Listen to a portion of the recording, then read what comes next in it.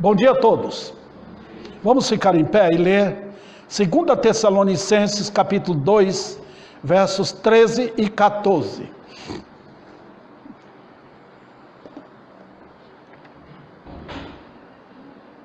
Eu vou ler então. Entretanto, devemos sempre dar graças a Deus por vós, irmãos amados pelo Senhor, porque Deus vos escolheu desde o princípio para a salvação, pela santificação do Espírito e fé na verdade, para o que também vos chamou mediante o nosso Evangelho, para alcançardes a glória do nosso Senhor Jesus Cristo. Eu vou ler o restante aqui, irmãos, versos 15, 16 e 17.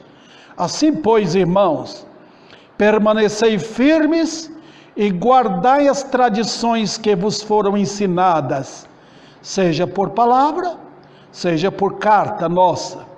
Ora, nosso Senhor Jesus Cristo mesmo e Deus, nosso Pai, que nos amou e nos deu eterna consolação e boa esperança pela graça, consolem o vosso coração e vos confirmem em toda boa obra e boa palavra.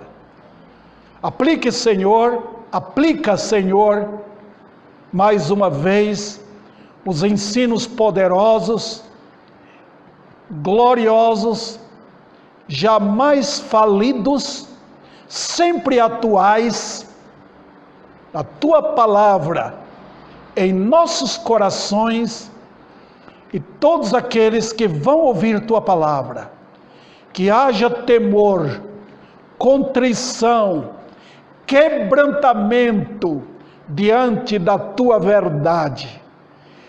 Inspira teu servo para pregar. É o poder do Senhor.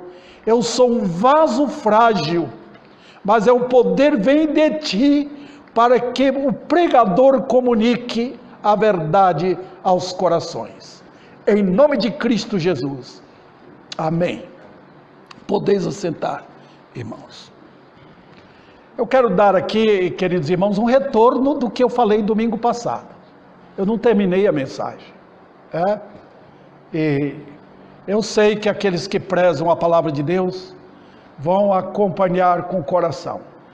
Quando você está no estudo bíblico, em mensagem textual ou expositiva, não feche a Bíblia. Não feche. Não faça isso, irmãos. Não ouçam uma mera pregação vinda da boca de um homem. Ouça o que está escrito. Esse é o segredo de aprender, tá? É claro que vocês vão prestar atenção ao pastor, se ele é fiel na pregação, tá? E vocês são capazes de julgar as coisas. O que está escrito é o que está escrito. Nós não podemos passar por cima disso, irmãos. Se eu estou pregando fora das Escrituras, eu vou ter que haver com Deus, mas também tem que haver com vocês, porque vocês podem julgar o que está sendo pregado, tá certo? No domingo passado eu dei a introdução, eu falei da importância desse estudo, falei também, queridos irmãos, o que estava por detrás do que ocorreu lá na igreja de Tessalônica, como foi que eles estavam pensando, no meio das tribulações, eles estavam pensando que a grande tribulação tinha chegado, que estava chegando já o anticristo. Foi assim que Paulo escreveu a segunda carta. Falei, não, irmãos, fiquem tranquilos, vai acontecer assim, assim, assim, tá? E essa carta, os irmãos podem perceber que é uma carta bem atual, né? Porque nós estamos cheirando, sabe aquele cheiro do anticristo? Né? Esses dias eu estava saindo de casa, quando abri o portão, eu senti vindo da casa de frente um cheiro de drogas. Tá? Então você já percebe, pelo cheiro que está ali, que alguma coisa está acontecendo ali, né? Então a gente sabe, irmãos, sintonizando o mundo com a palavra de Deus, você percebe que alguma coisa está errada neste mundo. Tá? O espírito do anticristo está aí. Por quanto tempo vai ficar assim? Não sei. Eu não gosto de ficar profetizando. Já vi que... Não, faça isso não. Eu me lembro na década de 70, vários crentes até postaram-se nas portas da sua casa que o arrebatamento estava aí. Não aconteceu. Tá? Então, não adianta. Você tem que trabalhar, investir sua vida na obra. Tá? Vir para a igreja, lutar em oração na sua casa, lutar orando pelo pastor que está pregando, vendo as portas abertas agora, irmãos. Deus nos deu. Eu estou pregando pelo YouTube, eu estou pregando pelo Facebook, eu estou tendo aquele blogger meu. Vários pastores estão percebendo isso, estão fazendo também. Então, não estamos sozinhos. A porta de pregar para o mundo inteiro está aberta. Né? Então nós temos que aproveitar. Quanto tempo mais Cristo vai estar salvando pessoas no mundo? Ele vai salvar até o último dos eleitos. Tá? Então a gente não tem que ficar ocupado com isso. Tá? Ficar olhando para cima, quando é que vai voltar? Nós temos desejo no coração que ele volte? Claro. Ora vem, Senhor Jesus Cristo. Inclusive o nome desta igreja, Igreja Batista Maranata. Maranata significa aquela expressão nossa, ora vem Jesus, né? Bom, mas enquanto ele não vem, eu tenho que passar para vocês, queridos irmãos, os ensinos bíblicos. Então olhe as escrituras, tá bom? Eu mostrei no domingo passado como escaparmos, queridos. Eu repito isso, irmãos, porque o arminianismo tem promovido tanta confusão, tá? Tanta confusão. Tem muitas pessoas que nunca foram crentes, nunca se converteram. E quando não há conversão, a vida fica horrível. Fica pior do que uma pessoa que nunca foi na igreja. Porque a pessoa fica amargurada, querendo fazer alguma coisa para Deus, senão o crente descansa no Senhor. Né? Não estou dizendo que ele não trabalha. O crente trabalha, sim, e luta mesmo pela causa do Senhor. Né? Mas estou dizendo que tem muitas pessoas hoje que se envolveram nesse evangelho fácil, barato. Qualquer pessoa que faz uma decisãozinha já é salvo. Tem isso na Bíblia não, irmãos. A fé bíblica que leva à salvação é uma fé verdadeira. O pecador paga um preço. Tá? Ele não paga dinheiro. É a fé que é verdadeira que busca o tesouro. Tá? Se você sabe que tem ouro em tal lugar, você faria tudo para ir lá e descobrir. Tem um tesouro da salvação? Tem um tesouro, é Cristo. Então a fé bíblica vai atrás desse tesouro. Não é uma coisa dada assim de mão beijada, não. Não é uma coisa feita como o Silvio Santos fica jogando dinheiro para o povo. Salvação é gloriosa, maravilhosa, eterna, mas Deus chama os contritos. Deus chama os quebrantados, os arrependidos, tá? Ó vós que tendes sede, vinde às águas. Já experimentou forçar alguém que não tem sede para beber água? Ele não vai querer. Você vai forçar alguém que está sem fome a comer um pedaço de pão? Não, ele não vai querer. Deus convida os sedentos e os famintos. Tá bom? E é isso que nós não temos hoje. A sociedade hoje não tem pecadores arrependidos. Então muitas pessoas são chamadas evangélicas, mas não crentes. Nunca se converteram. Todavia, tem crentes que sentem dificuldades. Tem genuínos crentes que estão passando por provas, estão passando por lutas. E chega esses momentos de escuridão, que você olha, meu Deus, o que está acontecendo? Eu até usei a ilustração da caverna. Você vai passando pela caverna, cheia de água lá dentro, cheia de morcegos, perigo de cobra, e você não vê o fim da caverna. Você fica com dúvida. Será que eu não estou perdido? Não é? E de repente, você fala, será que eu sou salvo? Usei a ilustração da minha própria irmã. Né? Ela inclusive ouviu a mensagem que eu gravei. Né? E isso nós passamos, irmãos. Tá? Dúvida, vem mesmo. Mas o salvo, com toda dúvida que possa ocorrer, como de fato ocorre na sua vida, ele não desgruda do seu Deus. Na escuridão é que ele apega-se ao Senhor. Né? É como uma criança. Supomos que o Rogerinho ali está no medo, ali no perigo. Se ele sabe que o pai dele está perto, ele se apega ao pai dele. Não é verdade? É assim, queridos. Quanto mais provação para o salvo, é que ele apega-se ao seu Deus. Né? Eu não sei como está minha esposa nesse momento. O transe da vida dela, o corpo fragilizado. Eu não sei como ela está. Mas a alma está acordada lá dentro. Eu me lembro de uma irmã lá em São Carlos, uma irmã da igreja presbiteriana. Ela tinha câncer no seio. Tá? E ela estava já naquela fase final, ela não falava mais nada. Eu fui na casa dela, peguei na mão dela, ela agarrou minha mão assim, para eu poder orar por ela. Percebi, o corpo completamente fragilizado, mas a alma estava acordada lá dentro. Impressionante, né? Pude orar pela irmã Rosalina, que já está no céu com Cristo. Né? E é assim, queridos irmãos, dificuldades vêm, mas temos a palavra de Deus, temos este conforto. A pessoa que não ouve a Bíblia, irmãos, vai ouvir o quê? Vai ouvir os homens aí fora, vai ouvir mensagens que não vão, é só para o momento. Já viu aquelas mensagens momentâneas?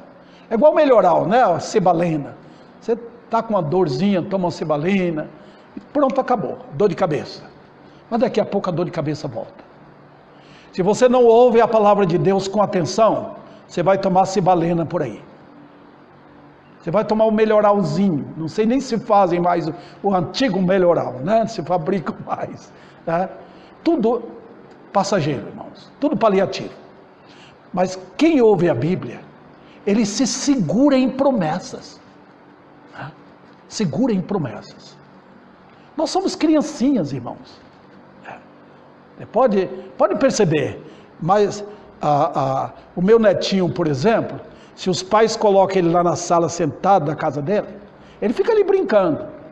Mas é incrível como uma criança dessa idade, parece que ele tem antena, igual barata tem, né? A barata tem aquelas anteninhas assim, a criança tem, ele está assim, brincando, gritando ali, mas ele está ciente que o papai e a mamãe estão por perto. Tá? Olha, queridos irmãos, nós somos assim também.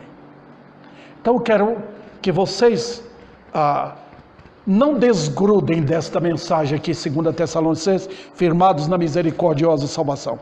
No domingo passado eu tratei do primeiro ponto, que a eleição é motivo claro e inequívoco, sem equívoco algum, da misericórdia de Deus. Está baseado onde? Nessa frase, observe a frase. Entretanto, devemos sempre dar graças a Deus por vós. O que é que Paulo está falando aqui? Eu já tratei disso. Eu só estou repetindo, mas vou fazer rapidamente. Paulo está falando o quê? Está falando, olha, milhares de pessoas não vão se converter não. Vão morrer e vão para o inferno. E não é culpa de Deus não. Tá? E aqui eu quero lembrar os irmãos que há uma diferença em predestinação e destinação. Tá? Os crentes são predestinados e não destinados. Está vendo aqui? Destinados são os ímpios. Quem destinou os ímpios para o inferno? Foi Deus? Não. Foi a escolha do ímpio mesmo.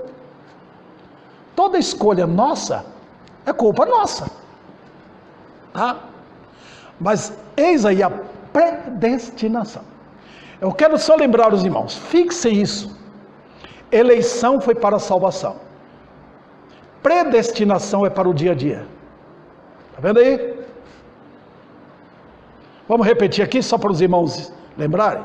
A eleição antes da fundação do mundo foi feita para a nossa salvação. Ele vos elegeu desde o princípio para a salvação.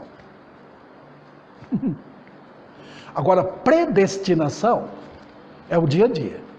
Sua idade, onde você ia nascer, quem são seus pais, de que país você é, que sexo você tem, que cor você tem, se você vai ser pobre ou rico, se você vai ser um escravo ou livre. Tudo Deus predestinou. Sabe para quê? Para que fôssemos iguais a Cristo. Está vendo?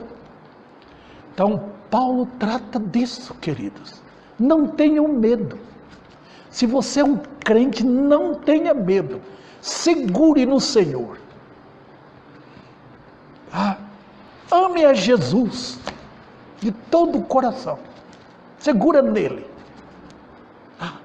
Se você ama o pastor, ame, mas desgrude dele. Desgrude. Ele vai morrer um dia. Não segure no pastor, não. Segure em seu Senhor.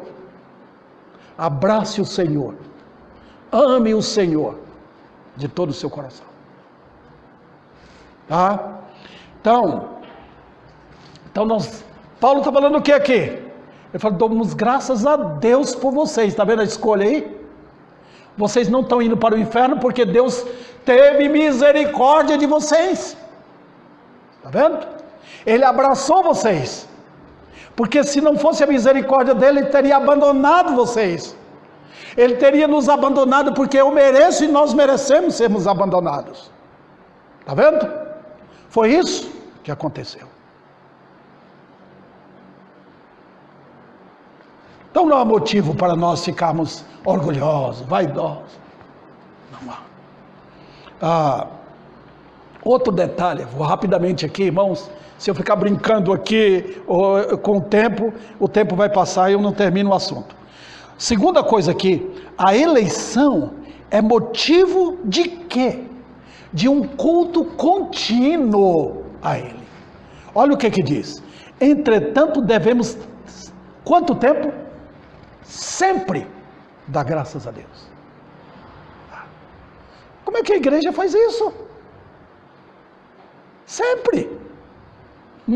Eu falei para os irmãos que Noé, quando acabou o dilúvio, qual foi a primeira coisa que ele fez? Ele erigiu um altar e adorou a Deus.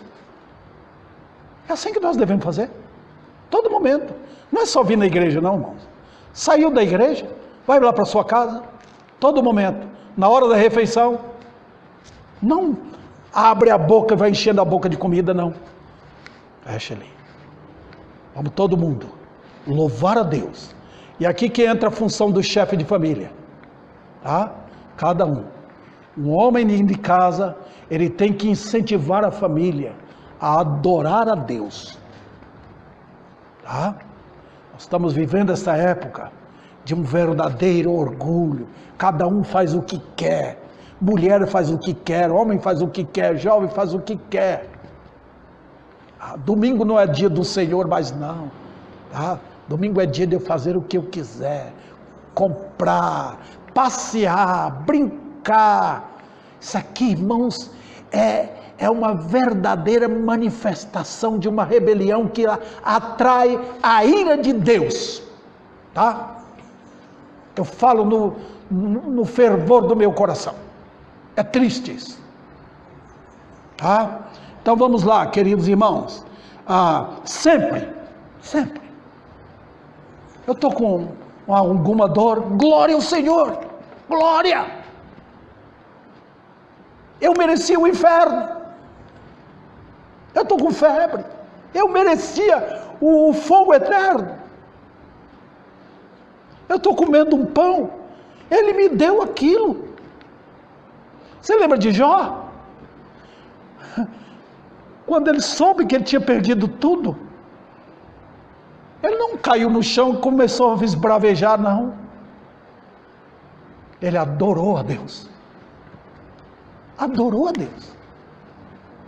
O Senhor deu e o Senhor tomou. Bendito é o teu nome.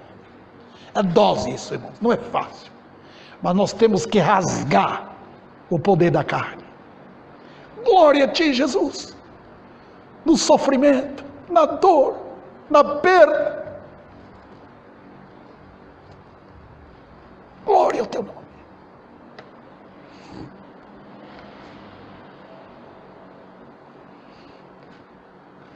Sempre, queridos, aproveite os dias de culto, reúne com os irmãos, vocês precisam deles.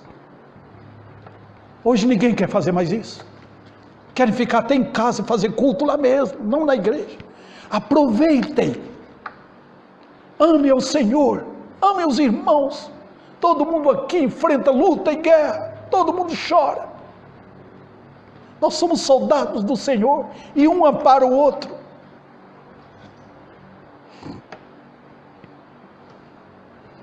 Também, queridos, quero acrescentar aqui o que eu havia falado domingo passado também.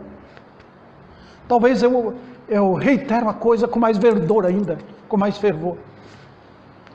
A eleição foi feita na eternidade. Olha, Deus os escolheu desde o princípio. Qual a boca que vai censurar isso aqui? Qual é o lábio que ousará a não dar crédito a isso aí? Eu falei para os irmãos, quando fala desde o princípio, você tem que olhar o contexto, tá? O contexto vai indicar que princípio é. Quando refere-se a Deus nos seus feitos eternos, o princípio é a eternidade, queridos. Tá? Sabe de uma coisa? O que você tem aqui, a Terra, o planeta, toda essa construção linda, gloriosa, montada por Deus, é o efeito, e onde tem o efeito tem a causa, não tem? Por que Deus fez tudo isso? Por que Deus montou tudo isso, esse cenário? Por causa do seu povo eleito. Um eleito só é motivo de Deus fazer tudo isso. Preparou todo o cenário para mandar o cordeiro dele, para que o cordeiro fosse exposto na cruz, e os eleitos olhassem para o cordeiro. Ele morreu em meu lugar, o meu amado morreu em meu lugar. Está vendo? Essa história ninguém conhece, irmãos. O mundo não gosta disso. O mundo gosta de mentira, de filmes, tudo mentira, tudo. Nós não olhamos mentira, nós olhamos realidades, tá? Desde o princípio, e eu mostrei para os irmãos, a eleição teve como propósito, ou como base, o quê? Cristo, eleitos nele, tá? Eu estava em Cristo, na eleição, tá vendo? E aqui desmancha os dizeres arrogantes dos arminianos, que Deus escolheu com base na minha fé, de maneira nenhuma, não foi com base na fé, coisa nenhuma, Ele nos escolheu no amado, porque se não fosse em Cristo, eu estava perdido. A minha decisão foi junto com meu papai Adão, desobedecer a Deus e obedecer o diabo. A minha fé foi no diabo e não em Deus. Então, quando Deus fez a escolha, Ele escolheu no amado. Quem é o amado? Sou eu? Não. É outro pastor? Não. O amado de Deus, o Pai, é o Filho. Este é meu Filho amado, em quem tenho prazer.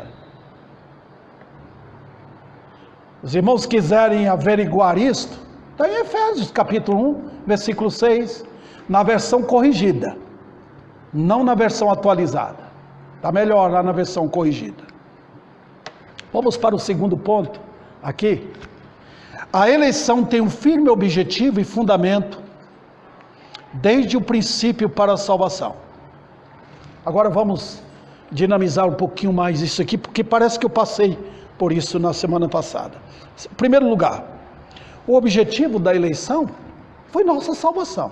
Isso aqui eu só estou apenas reiterando, tá? Isso significa que a nossa condição era grave, tá? A condição era grave, tá? Salvação implica gravidade, não é verdade? Eu nunca vi salvação, alguém salvar, mesmo no contexto natural da vida, uma salvação que não seja por motivo grave. Eu nunca vi, tá? Se uma moça está sendo assaltada por um meliante aí fora, e alguém chega e socorre a moça e livra de um tiro, foi grave a situação. Então, salvação bíblica não é coisa de brincadeira. Hoje estão brincando, irmãos, com o pecado. Hoje estão tratando de salvação de livramento do problema mundano. Eu quero ser feliz. Jesus veio para me fazer feliz. Eu quero ter dinheiro. Eu quero ter amigos. A salvação de hoje é isso. Não é. Eu caí no pecado. Eu ofendi a Deus. Eu dei tapa na face do meu Senhor. Eu blasfemei do nome dele. Eu quebrei propositalmente a sua lei. Não é isso hoje mais. Eu sou um condenado por merecimento. Eu mereço ser jogado no lago de fogo. Não é isso mais. Eles abrandaram a situação do pecador. Tá? Eles estão dando morfina para o pecador não sentir a dor do seu pecado. Mas a Bíblia não mudou. É por isso que pregamos a lei. Porque a lei vem como agulha. Ela enfia na consciência do pecador. Eis aí o que está acontecendo. Não adianta tapar, não. Não adianta encobrir a situação. Não adianta dar um remedinho, não. Abre aí o seu coração. Veja o que está lá dentro. Sua cobiça, sua maldade. Seus interesses profanos. Seus desejos por desafiar o trono de Deus. Você não quer. Entra a lei de Deus. Mas eles querem ouvir sobre graça. E até canta graça sobre graça, graça sobre graça, graça. Espero que você saiba o que é graça. Graça sem lei é desgraça. Tá? Se você não mostrar a lei, você não vai saber o que é graça. Quando João fala, e vimos a sua glória, veja, ele fala sobre graça, que ele veio com o rosto cheio de bondade, mas vimos a sua glória. Glória espanta a gente de ver quem é Jesus. Tá? Então, queridos, se você nunca olhou os seus pecados, você não vai querer olhar para a cruz. Tem milhares aí querendo abrir um metrô por debaixo do Calvário, passar por debaixo do Calvário, porque não querem olhar para cima, para o Redentor, que ali na cruz morreu em lugar de perdidos. Ok? Veja, queridos irmãos, a Bíblia inteira mostra a nossa condição, e que Deus mesmo trouxe consigo tudo o que era necessário para o perdido. Tudo. Queridos irmãos, eu não tenho outra coisa para pregar. O mundo hoje quer ouvir pregadores que fala de eleição, fale de família, fale de outra coisa. Mas eu tenho uma mensagem para pregar. A mensagem do Calvário. Olhe para a cruz. Vocês, queridos, que aqui estão, olhe para o Calvário. Olhe para o Redentor, Cordeiro de Deus. Não tem outra mensagem, não. João não tinha outra mensagem para os seus discípulos. Quando Jesus foi aproximando, ele disse: olha lá, está vendo aquele homem ali? Ele é o Cordeiro de Deus que tira o pecado do mundo. Ele não teve outra mensagem. Ele falou: está vendo aquele homem ali? Ele vai melhorar a vida de vocês. Ele vai dar dinheiro para vocês. Ele vai dar uma vida gostosa para vocês. Não, não, não, não. Eis o Cordeiro de Deus que tira o pecado do mundo. Então, queridos, quando Deus mostrou a cruz, Ele o fez desde o princípio, desde Abel, desde Adão. Ele matou um cordeiro, tirou a pele para fazer veste para Adão e Eva. Aquilo tipifica Cristo. Ele falou com Abel, Abel olhou e viu a necessidade dele pegar um cordeiro do rebanho dele e matá-lo para simbolicamente ocupar o seu lugar. Aqueles homens, pela fé, olharam para a cruz, olharam para Cristo. Essa mensagem é relevante? Para hoje não. O homem da pós-modernidade não quer ouvir isso. O homem da pós-modernidade, ele é culto. Ele é um bacharel, ele é um doutor. Ele não pode ouvir sobre o pecado, não. Pessoas lá fora estão sofrendo. Quem disse que o homem hoje é diferente? Ele é o mesmo homem de 400, 500, 1000, 2000 anos atrás. Mesma coisa. Morto em seus pecados, defunto espiritual. Quem opera não é Davi Sena, não é minha linda pregação, não é nada disso. Quem opera é o Deus que chama. Ele que entra no cemitério e chama os defuntos. Você pode entrar no cemitério, lá não tem diferença. Ali está aquele que morreu, pobrezinho. Ali está aquele ricaço, está tudo morto. O que tem lá ali? Ossos, vale de ossos secos tem ali. E Jesus, quando ele entra para salvar, ele chama. Quem ele vai chamar? Quem ele quiser. Pronto.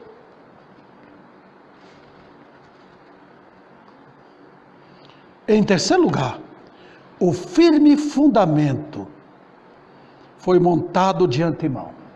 E aqui eu estou chegando àquela parte final que eu estava terminando a mensagem no domingo passado. Como eu não fui mais profundo no domingo passado, eu quero fazer isso agora. Voltemos olhe para a palavra, olhe bem. O firme fundamento foi montado de antemão. Como? Vamos lá? Dê uma olhada. Primeiro, em santificação do Espírito. Está vendo o versículo final do versículo 13? Desde o princípio para a salvação, pela santificação do Espírito.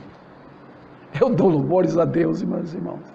O trabalho da salvação foi montada pela Trindade, triunidade, nós falamos, né? O Pai, o Filho e o Espírito. Se você desliga isso, você cria uma confusão tremenda, tá? Tremenda. Se você isola a participação das três pessoas, ou de uma delas, causa uma confusão tremenda, irmãos, tá? A triunidade participou e participa da salvação. Veja o que aconteceu. Foi em santificação do Espírito. Sabe o que é isso? Quando o Pai escolheu, individualmente o Espírito Santo santificou. Esse é meu, José é meu, Jailson é meu, Francisco é meu. Está vendo assim como ele vai trabalhando? Esse é meu. Santificação. Está vendo? Santificação, de separação. Isso é meu. A Bíblia não desliga as coisas, irmãos. Tá? O Senhor chama o seu povo. E o Espírito Santo já santificou. Santificou todos os eleitos. Todos. Não vai perder ninguém deles. O Evangelho está apenas chamando. Chamando perdidos. Chama, vinde. O Senhor sabe o nome deles. Quando ele chamou Lázaro, ele diz: Lázaro, sai para fora. E ele pôs o nome, porque se ele não falasse o nome, todos sairiam do sepulcro. Está vendo? Quando ele chamou Zaqueu, ele chamou pelo nome. Isaías 43, queridos. Conheço pelo teu nome. tu és meu. Inclusive o nome seu aí, o seu nome. Foi seu pai que deu, sua mãe? Foi? Sim. Mas nota, Deus já sabia. Você lembra quando Saulo se converteu? Quando Ananias veio, Senhor, aquele homem, eu conheço ele, conheci. Ele já foi escolhido. Pode ir lá, tranquilo. Quando Jeremias ficou, Senhor, eu não sou muito pequeno para profetizar, para pregar. Já te conhecia antes de tua mãe dar a luz a você. Antes de ela ficar grávida de você. Eu já lhe conhecia, meu filho. Esse é o Deus da Bíblia. Então, queridos, nós estamos lidando com Deus que já 200 anos atrás, 400 anos atrás, antes do Brasil ser criado, feito, descoberto, ele já conhecia a gente. Tá? Vamos lá. Houve então, neste caso, o trabalho soberano de Deus em atrair. Está vendo? Na predestinação, ele me colocou ali, lá em Ibicuí, na família Sena, meu pai, seu Raimundo e Dona Rosa, minha mãe, me chamou no dia certo. Por quê? Conheço pelo teu nome, tu és meu. No dia certo, no dia da minha salvação, ele chamou. O pregador que ele quis, eu ouvi a mensagem. É assim que Deus opera. Há outro detalhe aqui, irmãos. Houve o trabalho operante da fé. Veja o que diz o versículo, ao final do versículo 13. Pela santificação do Espírito e o que? Fé na verdade. E aqui, queridos irmãos, é que eu trago para você o fato que Deus opera. O quê? O trabalho do Espírito, mas eu não vejo o Espírito. Ele que atrai, mas eu não estou vendo a atração. Mas sabe como é que Deus opera? Você está vendo aquela pessoa? Deus envia a Rosimeire. Ela está ali e ela encontra a vizinha dela que está procurando a salvação. Deus usa a Rosimeire para atrair aquela pessoa. Tá? Eu quero levar você na igreja. Eu quero que você ouça o pastor pregar. Tá? É a maneira de Deus usar. Às vezes Deus nem usa pessoas.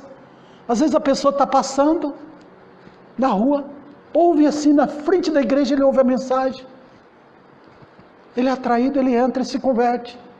Eu já citei para os irmãos de um homem lá na Inglaterra, ele ia se jogar da ponte para se matar, a vida estava aturdida, ele ouviu um hino cantando na igreja, ele falou, eu vou lá. Chegou lá, foi o dia da conversão dele.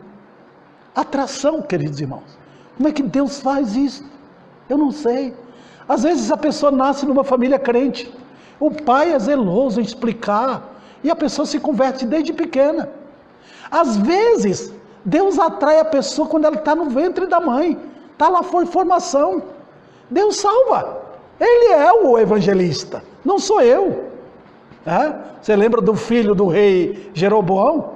Que Deus falou, não, eu já achei graça nele. Ele vai morrer quando ele nascer, mas ele é aceitável a mim. Está vendo o eleito ali? Está vendo, irmãos?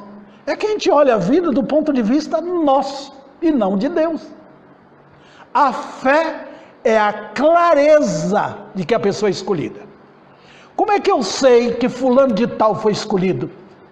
Olha a maneira que ele chega. Olha a maneira que ele vem a Cristo. Olha a maneira que ele ama a palavra. Olha a maneira que ele quer. Então é um dos eleitos. Pode pôr o dedo. Pela fé. Pronto. E ele vai viver daquilo. O justo viverá da fé. Eu tenho ainda mais 2 pontos.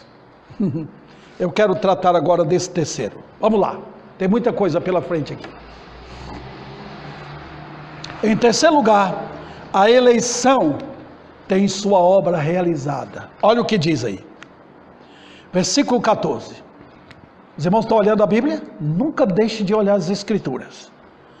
Para o que também vos chamou, mediante o nosso Evangelho, para alcançardes a glória de nosso Senhor Jesus Cristo. Será que esse versículo falou? ao seu coração.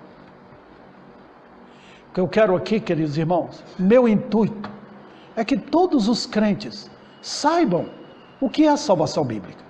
Eu estou determinado em pregar sobre isso, porque eu sei que os irmãos estão cercados de um aglomerado de mentiras, tá? Você quer ser crente? Vem para minha igreja ama mais, é uma igreja que canta louvor. Vai atrás dessas coisas não, queridos irmãos, não precisamos disso. Nós estamos estribados na verdade, pronto, acabou.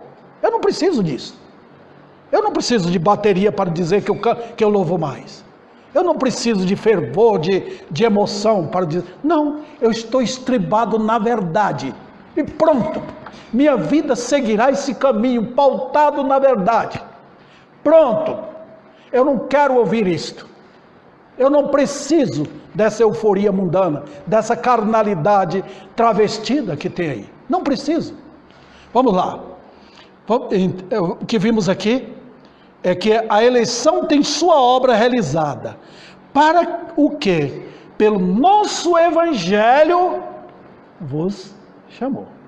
Os irmãos lembram que eu falei para os irmãos já, quando eu falei sobre os 5 pontos da eleição?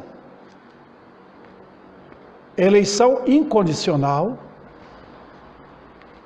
como é que chama o outro? Sobre o pecado, tem, eu esqueci o segundo, a minha mente está tão, o terceiro é que Cristo morreu só pelos eleitos, tá? O primeiro foi eleição incondicional, o segundo foi sobre o pecado, que é a depravação total, obrigado. O terceiro foi, o de ponta mais alto, está vendo? Esse é o mais importante. Cristo morreu só pelos eleitos. É redenção limitada. Agora os irmãos percebem, chegou nesse ponto aqui, os irmãos vão olhar para 2 ângulos aqui, 2 lados diferentes. Se os irmãos olharem para o primeiro aqui, os irmãos vão perceber que foi coisa do passado. Agora olha para o lado de cá, o lado direito da minha mão, do meu ponto de vista, né?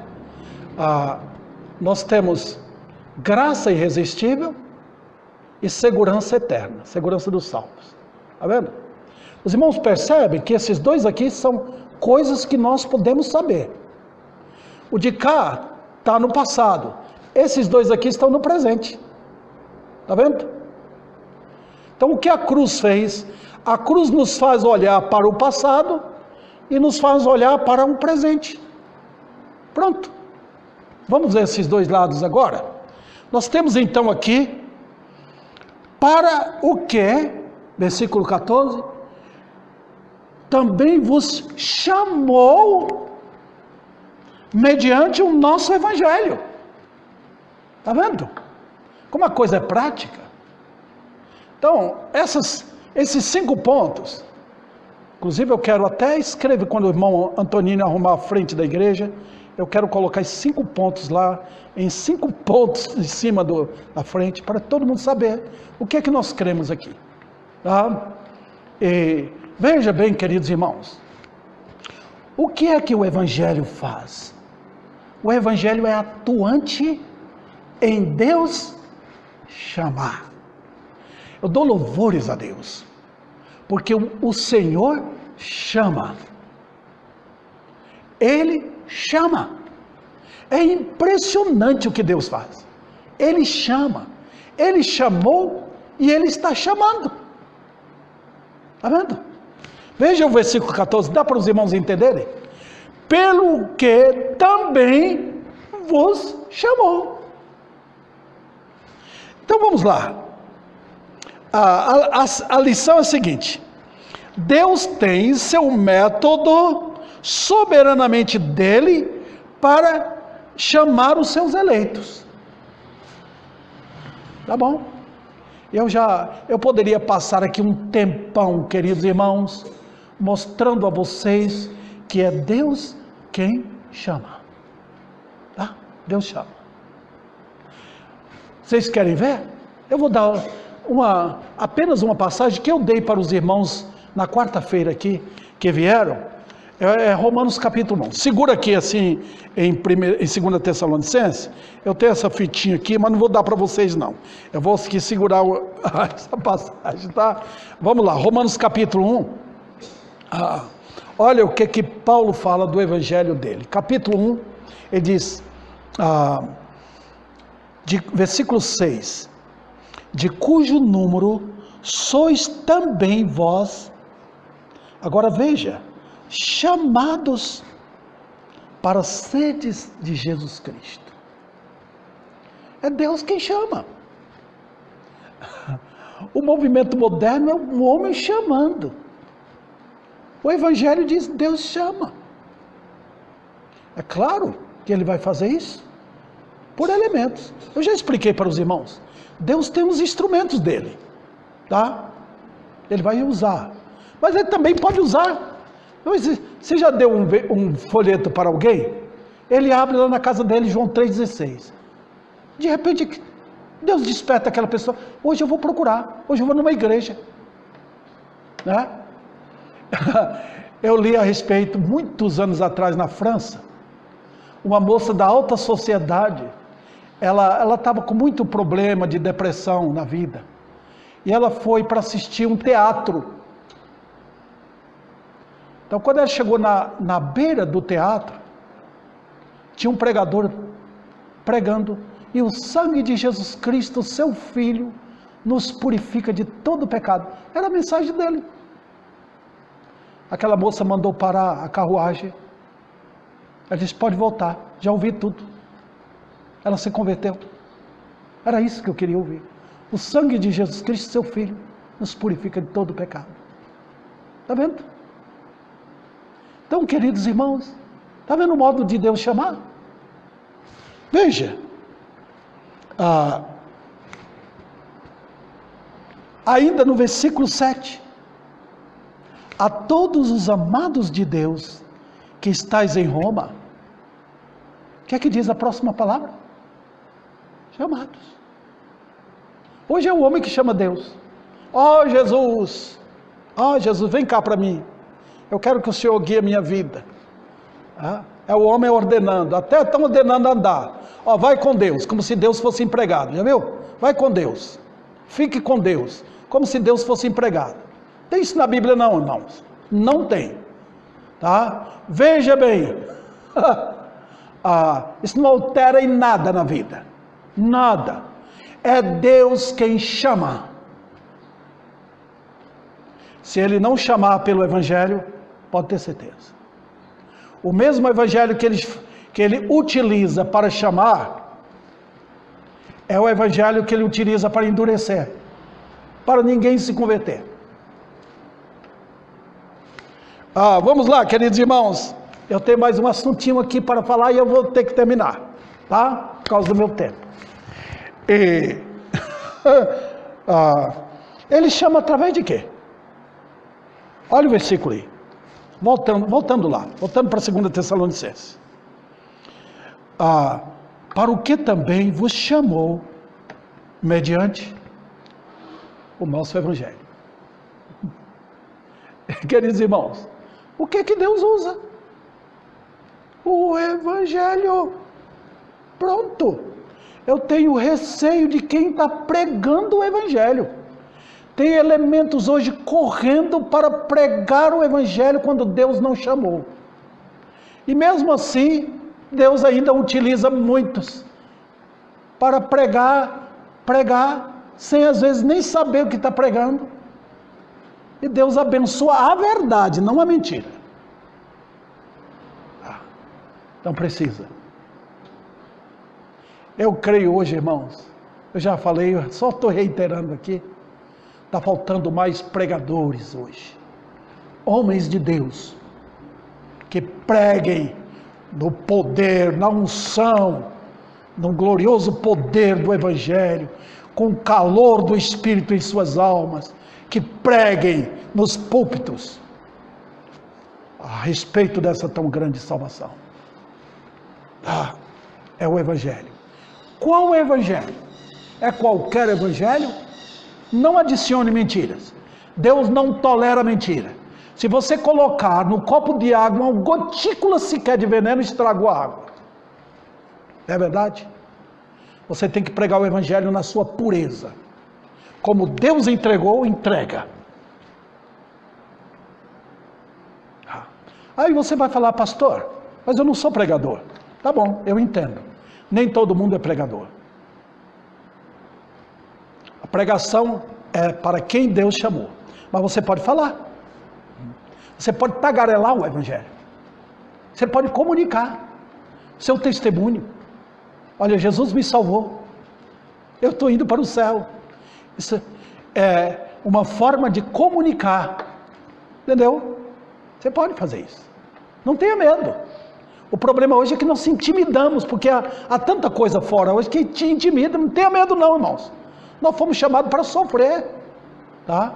Pela causa. Fala para o seu vizinho. Não tenha medo. Chama. Fala, eu quero que você venha hoje. Ah, mas você vai outro dia lá naquele jogo, vai visitar o seu amigo. Vamos hoje ouvir a palavra de Deus. Aproveita a oportunidade. Tá? Então, queridos irmãos, é o evangelho de Paulo. Então, eu, Davi Sena, eu tenho que cuidar que evangelho eu estou pregando, para eu não falhar, porque Deus, eu vou prestar conta diante de Deus daquilo que eu estou pregando. Paulo falou o meu evangelho. Então, domingo passado eu falei do tesouro de Deus. Isso aqui é tesouro, irmãos. Isso aqui não é mensagem qualquer leviana, não. Isso aqui é mensagem que vem do céu à terra. Então, tem que saber o que eu estou pregando. Tá? Então, queridos irmãos, o evangelho. Não é reiterando, é massacrando o assunto, pondo na mente de vocês. Esta mensagem vem do céu. A mensagem do evangelho moderno vem do homem. É o evangelho arminiano, é o evangelho humanista. É o evangelho que olha para o homem. O evangelho de Paulo é da glória de Cristo e não do homem. Tá? Então é esse evangelho que Deus ordena aos seus servos para que eles preguem. Preguem com ousadia.